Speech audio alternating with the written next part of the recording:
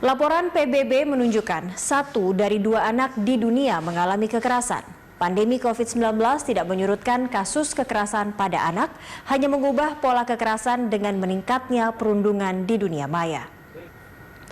Sekitar 1 miliar anak setiap tahunnya mengalami kekerasan. Ini artinya separuh dari jumlah anak-anak di dunia atau sama artinya dengan 1 dari 2 anak di dunia mengalami kekerasan. Mulai dari kekerasan fisik, seksual, psikologis, serta kekerasan terkait kesehatan yang menyebabkan anak terluka, cacat, hingga meninggal. Laporan status global tentang pencegahan kekerasan terhadap anak 2020 yang diterbitkan Perserikatan Bangsa-Bangsa pada 18 Juni lalu menyatakan, ini terjadi lantaran negara-negara gagal mencegah kekerasan terhadap anak. Temuan PBB, 3 dari 4 anak di dunia atau 300 juta anak usia 2-4 tahun mengalami hukuman fisik dan atau kekerasan psikis dari orang tua dan pengasuh. 1 dari 4 anak usia di bawah 5 tahun atau balita hidup dengan ibu yang merupakan korban dari KDRT, kekerasan dalam rumah tangga yang dilakukan pasangannya. Kemudian 1 dari 3 pelajar usia 11-15 tahun menjadi korban perundungan di sekolahnya, temuan PBB sepanjang bulan lalu. Sementara 1 dari 3 pelajar usia 13-15 tahun terlibat tawuran tahun lalu.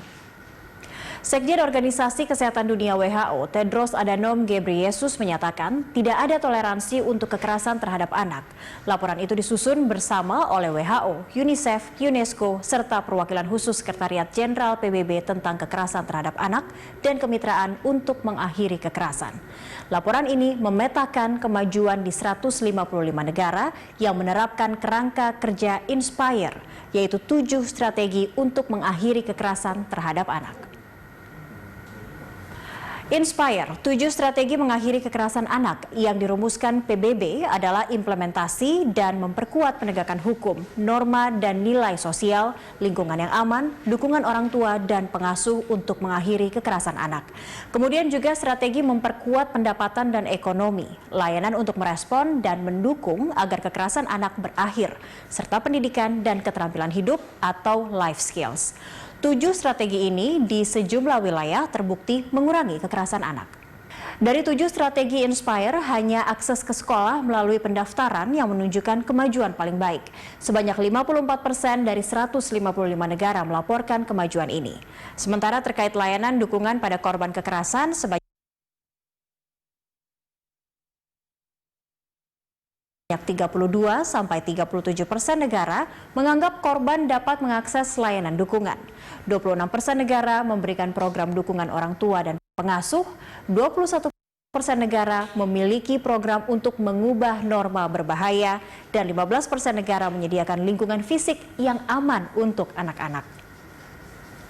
Hampir semua negara, yaitu sebanyak 88% dari 155 negara yang menerapkan Inspire, memiliki undang-undang untuk melindungi anak-anak dari kekerasan. Dan 47% diantaranya sedang berupaya menegakkan aturan perlindungan anak ini. Mayoritas negara, yaitu 83%, juga memiliki data nasional tentang kekerasan terhadap anak.